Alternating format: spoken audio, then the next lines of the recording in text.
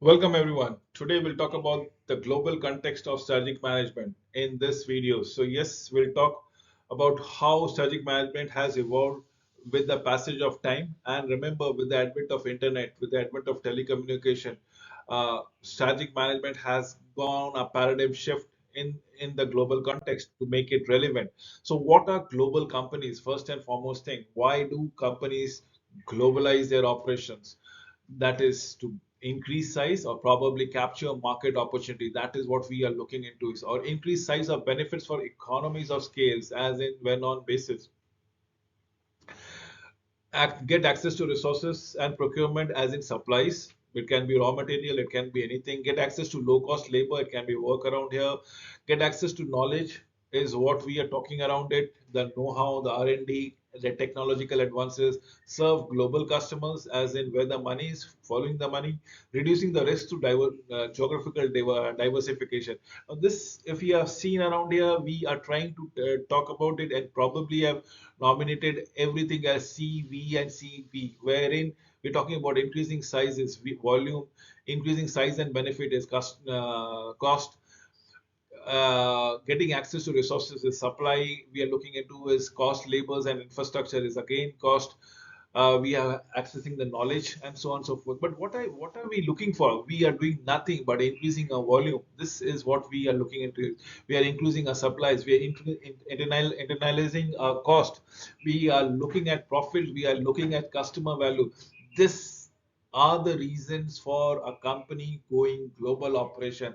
For price and cost segment, we are looking for customer values, we are looking for profit, we are looking for internal cost, we are looking for supplies, and most importantly, the volume of businesses, the revenue, the market power, the reputation, the brand image becomes more and more, as the cases might be.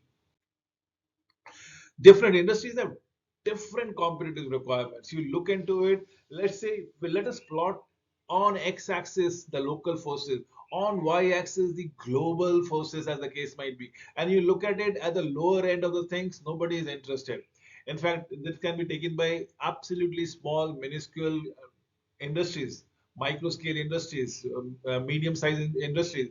But what happened on a global forces? We are talking about civil aircrafts, we are talking about micro processing, we are talking about institutional banking, we are talking about bulk chemicals. Now, this is what we are looking, as in the low end but high end local forces. We are talking about package tools, we are talking about catering, retail banking, food retail, as the case might be. This is what we are looking out here. But what happens when the local forces are also high and the global forces are also high? We're talking about telecommunication equipment, corporate banking, automobile, paints, and so on and so forth. So we have different requirements for companies, right? On the global forces being lower and local forces being lower, do you think big companies are going to be interested? No. So micro, medium, small size industries or companies can take care of it. But when it becomes a little bit bigger on a local forces, we talk about retail banking, package tour, catering, food retail, then probably local brand would be very interested because they understand the local pulse.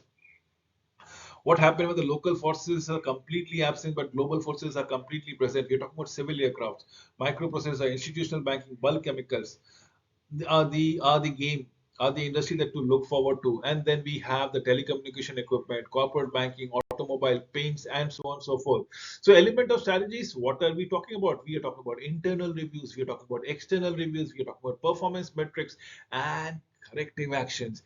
These are my four elements of strategies: internal, external, performance metrics, and corrective actions. We need to go around it. This is why strategies are in places in the first and foremost. So achieving sustained competitive advantages, and how do we go around it? We start adapting. We start adapting to what competitors are doing. We start adapting to what customers are requiring. We start adapting and probably polishing our internal capabilities and resources, effectively formulating, implementing, and evaluating strategies thereby. This is SCA, sustained competitive advantages, as the case might be. Now, let me give you a brief glimpse why domestic and why global, or which is better, domestic or global strategies. Depends on greater scale and scope of activities.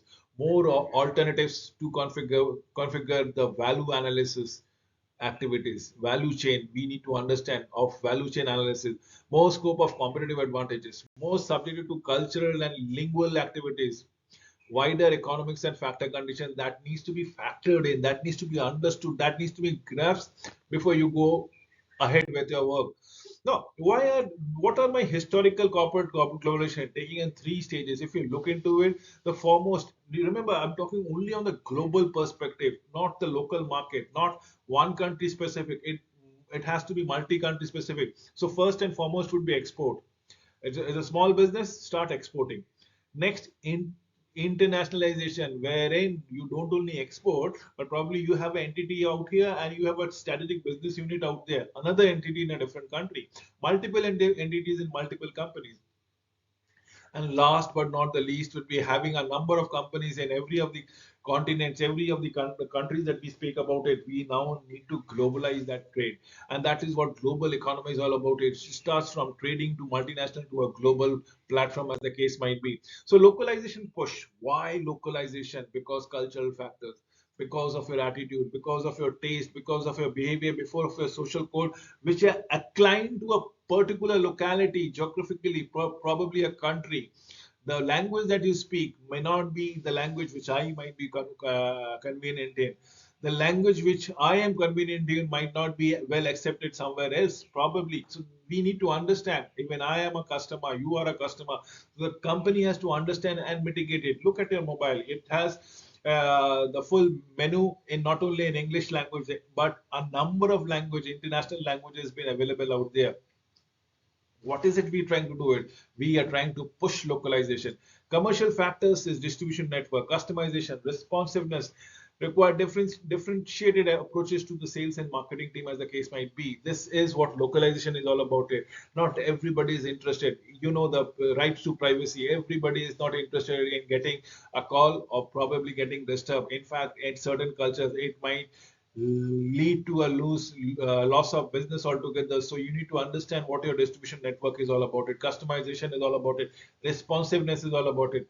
Then comes the regulation factors. Yes, the legal factors are much more important. National security, which lets you know what businesses are allowed by foreigners, what businesses are not, how to protect. There might be certain federal government which might be protecting, trying to protect the domestic businesses per se. Then we have the technical factors and the standard transportation, spatial presence, languages as in presence around it. We are trying to reduce the benefits of economies of scale via centralizations or standardizations as the case might be.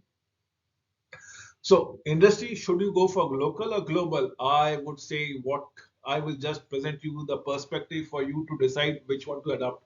Characteristics of global industries would be similar needs, similar customer behavior, standard product everywhere, beyond countries' economies of scale, speed of innovations, transferability of experiences. We are looking for global customer. We are looking for global pricing. We are looking for global competitors.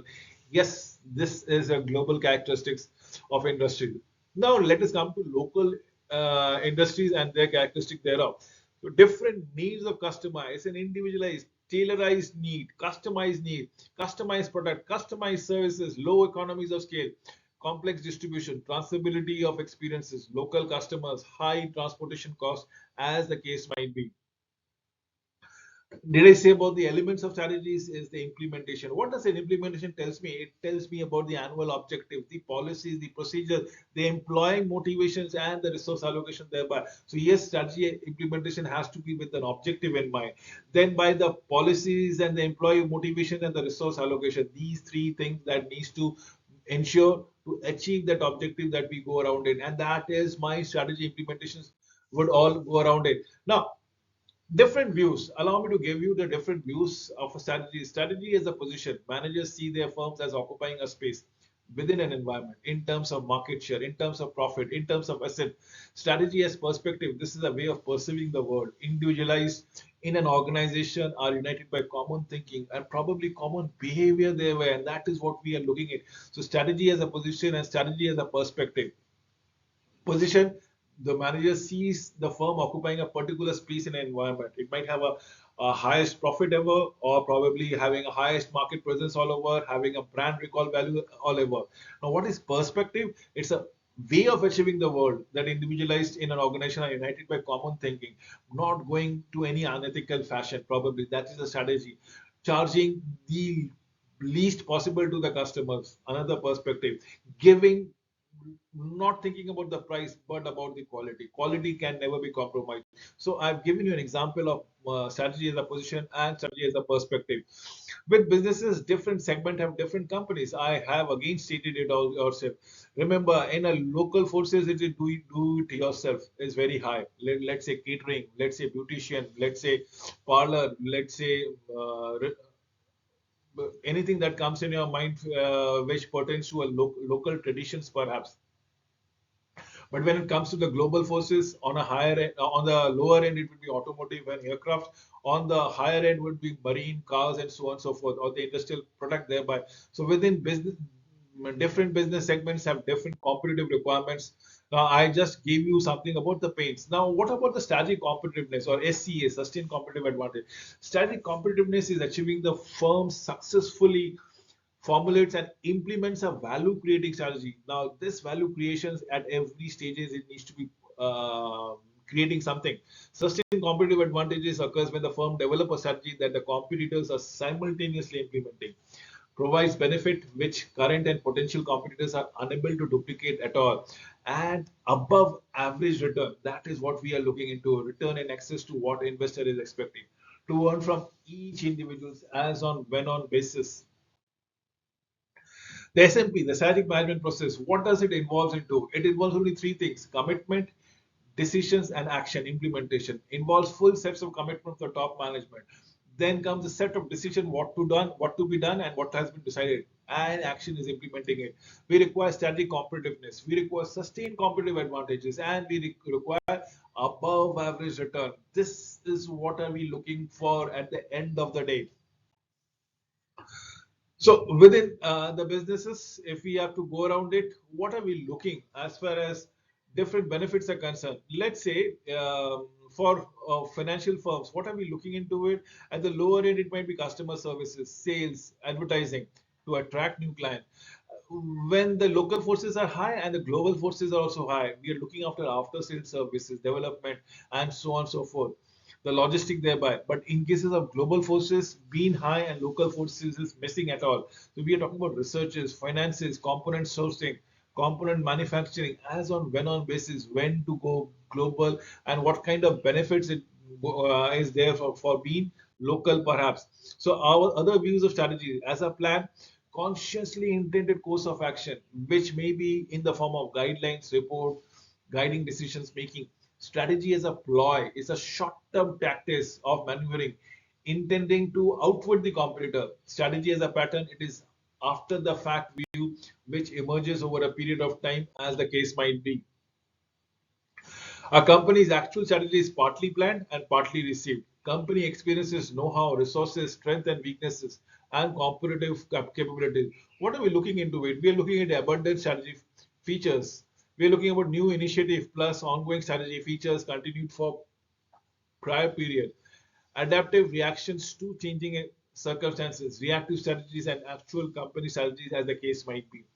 What are we looking out here? This is what actual strategy is, what has been planned and what has been received. Remember, the actual company strategies is based on company's experiences, know-how, resources, strength, weaknesses, capabilities, advantages. Some of them might be left, some of them can be reactive.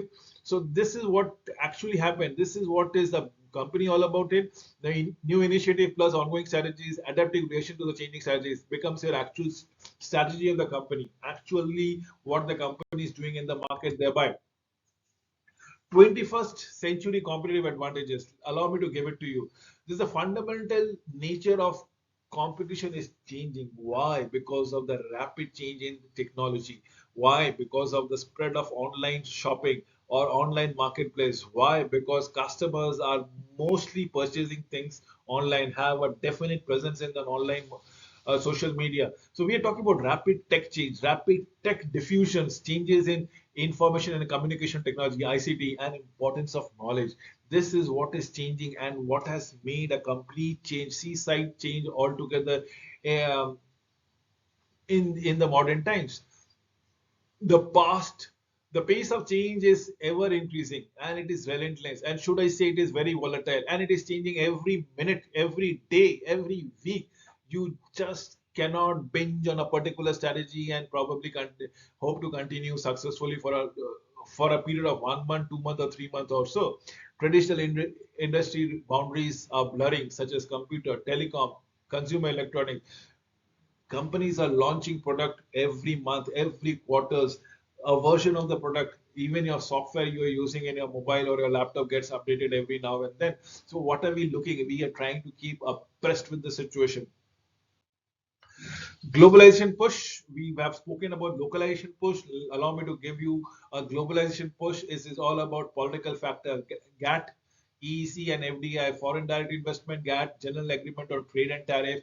EEC, European Commission, European Economical Commission that goes around it. What are we looking into is, or a free trade zone, what are we looking into is the political factor that is trying to reduce trade barriers and probably making the global as a common marketplace. What are the social factors? Convergence of TV needs, consumer needs, travel, televisions. People have been exposed to the best practices, best product, best services, and probably that is where it is favoring standardization and global branding. Next comes the competitive factor. Look at Japanese, Korean multinational customers. They are trying to induce integration and coordination. Things are getting more standardized, and people are being exposed to the best of the product and the services then and there. Technological factors are transportation, manufacturing, telecommunication, R&D, reducing the cost of coordinations, and so on and so forth. So we are trying to push global industries, global companies thereby. So, 21st century landscape, the global economy is changing. Definitely, yes. People are changing, goods are changing, services are changing, ideas are moving freely across geographic boundaries. Everything is mobile. New opportunities emerges in emerging or multiple global market and industry become much more internalized. Traditional source of competitive advantage is no longer guarantees success. New key is to of success includes flexibility. Be flexible. In fact, always be flexible, innovative, speed, and integration. Remember, the market is dynamic. Remember, the market is volatile. Remember, the market is ambidextrous. You need to be changing left, right, and centers and be ready for it. So we'll talk about the managerial decisions and the strategic levels. Now, if you look into the three levels that we talk about, corporate, business, and functional. In terms of measurability, corporate is subjective, business is semi, functional, absolutely in numbers, quantifiable. Frequency, corporate might be periodic or sporadic. Businesses may be same, but functional has to be periodic. Relations to the present act, it has to be innovative as far as corporate is concerned. Business can be mixed. Functional is supplemental. The stress for relation to the present act comes from the top, more on the top. Risk, wide for the corporate, moderate for the business, and absolutely low for the functional thing. Profit potential is large for the corporate, whereas for the business it might be medium, functional it might be small. Cost is major for the corporate, medium for business, and modest for functional. Time horizon is long term for corporate, medium term for business, and short term for functional. Flexibility similarly is high for corporate, medium for business, and low for functional. Last but not the least is the cooperation required.